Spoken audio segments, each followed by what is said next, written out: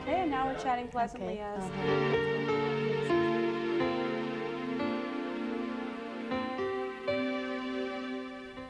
Welcome!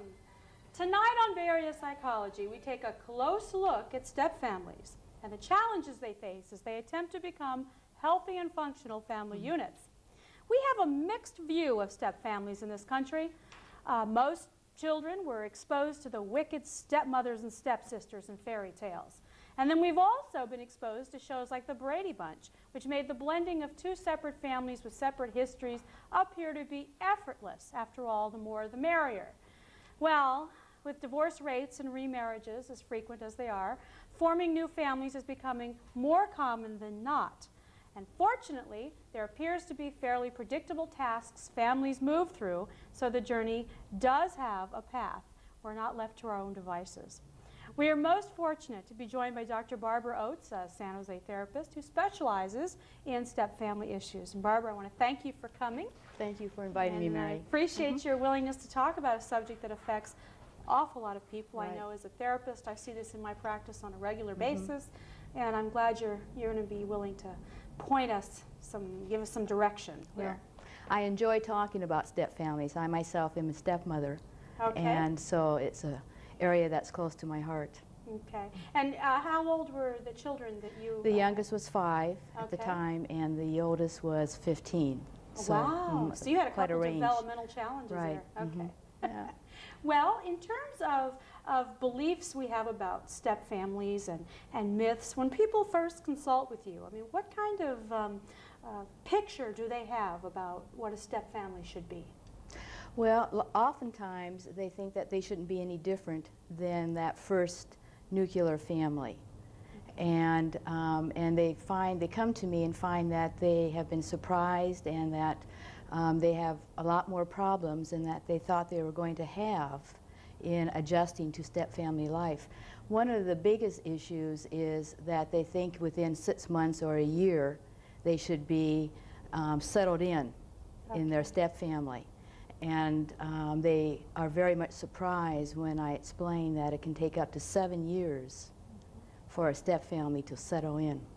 That's a long time. It's a long time. And of course, every family is different. It can take maybe 3 years, it can maybe take 9 years, but on an average, research has shown that it may take up to 7 years to go through that step family adjustment cycle. I wonder then if that's one of the reasons that step families, second marriages tend to get a divorce. I mean, and people often talk about statistically. You know, do you think that's part of it because people don't know what to expect? They wind up saying, well, this isn't working? That's right. Okay. That's true that about 60% of remarriages end in divorce, which is not much different from first marriages. And it's usually around the 3rd, 4th year that happens, when they're kind of in the stage of, usually the stepmother is the one, or the step-parent is the one who acknowledges that we're having problems and begins to confront the problems, and that what results is increased arguing, conflicts, and if that is not worked through, then it's very easy to bail out, or decide that we've got to try and work through these problems, and that's often the times when I start seeing the step families. Okay, so by the time they see you, they've probably tried some other things to make it work, and it's just not working. Okay.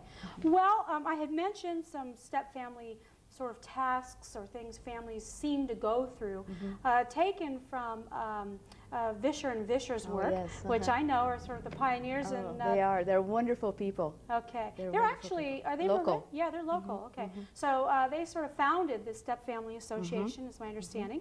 And so I thought you would be a great person to explain some of their work to us. So let's take a look at the first set of issues people tend to look at. Let's see. Dealing with losses and change, negotiating different developmental needs, and establishing new traditions. We'll start with those. In terms of dealing with losses and changes, it sounds like even though families are gaining some things when they start to blend together, it sounds like there's some other things that they have to lose or adjust to. Right. My experience has been that oftentimes many of the family members have not really dealt with the old laws of divorce, especially the children.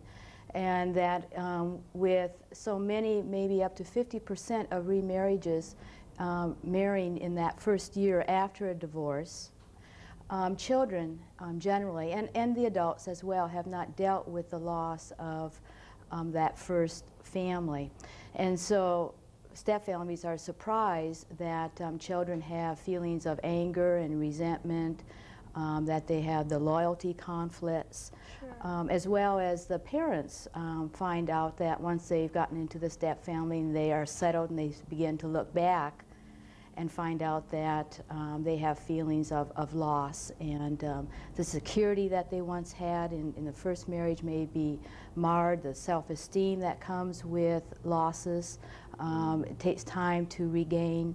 Many times the step-parent, generally the stepmother, loses the reality that she may, if she's has never been a mother herself, loses the reality that she may even be a mother, a biological mother. That once you get into a stepfamily and if there's a number of children, she may find out that it's just too complicated, or financially they can't afford to add to their family. So that's a major loss that we generally don't think about. Children their losses might involve if their parent was a single parent before a remarriage, that they were kind of mom's right-hand person, and with a remarriage the child loses that position. There's a loss of, if there's other children, of losing your position in the family. You might become the oldest, or you can become the youngest overnight. You know, so those are some of the losses that we don't really think about when we're in the situation. Well, and also, I would imagine for some of the children I've seen, the actual original divorce becomes very real at that point. You know, it's sort of that, well, maybe mommy and daddy will come together, and then all of a sudden there's this other person that comes in the house. You know, that's an interesting point, because I hear that over and over. The stepfamilies come, or the parents come and say, well, Johnny and Susie were so excited about this new person in my life, and they were excited even about the wedding, but then after the wedding and we settle in, all of a sudden they don't like this new step-parent, because again the reality is there, and they have to work on giving up their fantasy that mom and dad are going to get back together. And it's important for step-parents not to kind of come down hard on children when they're still wishing that their original family was there, but to take the times when they may ask about, you know, will you and daddy ever get back together, just gently explaining that, you know, mommy and daddy are divorced, and I'm married to Sam now, and he's a part of our life, and we're a new family, and that's okay, and you can love all of the people in your life. Well, there's also, you know, for the step family, I'm thinking of a gentleman in particular, this family, where in many ways he was a far better caretaker of his stepdaughter than her father. I mean, her father would, you know, not show up for visits, reschedule visits, was basically not a very participatory father, where the stepdad was the one driving her to school, taking her to the dances, doing this, doing that, and yet kept coming up against somehow he never felt good enough, because she still wished, or still, even though this man wasn't nice to her, she still had a preference, and that sort of then getting angry at the child in terms of, well, I do all these things for you, and it's never enough. Well, it's interesting. There's been some studies on stepfathers especially, and stepfathers, in interviewing them, believe that their stepchildren do not like them and don't feel as good about being in a stepfamily as the children and the biological parent say when they're interviewed. And so stepfathers tend to, I think a lot of times out of guilt, because many stepfathers have children elsewhere, and out of guilt for leaving their biological children, may tend to see that they're not a good step-parent Okay, that's an interesting point in terms of, and you bring up a good point, which is it isn't just this new family that's forming, but if he That's has right. children elsewhere or she has children elsewhere, maybe only coming in for the weekend to visit, that's another an issue. We'll get to that in a minute. In terms of negotiating different developmental needs, I mean, you mentioned having a 5-year-old and a 15-year-old. That must take some adjustment, which is, you know, I'm picturing if you've only had a small child in your life or never had any children, and all of a sudden you're trying to be a mom to children who have totally different needs from you. Especially, well, the extreme of the 5-year-old and then your adolescent, and you're coming together to try and form a new family, and here you have the adolescent who is working their way out of the family, and this often causes a lot of conflict within the family, the step family. And the young child is wanting to be a part of the family, and you do things with the younger child to become, you know, stable and secure as a step family, developing traditions as step families, and you have this older child who is saying that they don't want anything to do with a step family, and part of that is normal. It's important to identify in terms of the developmental needs what is normal developmental needs. That's true. A 15-year-old doesn't want to hang out with their biological parents either. Right. Yeah. Yeah.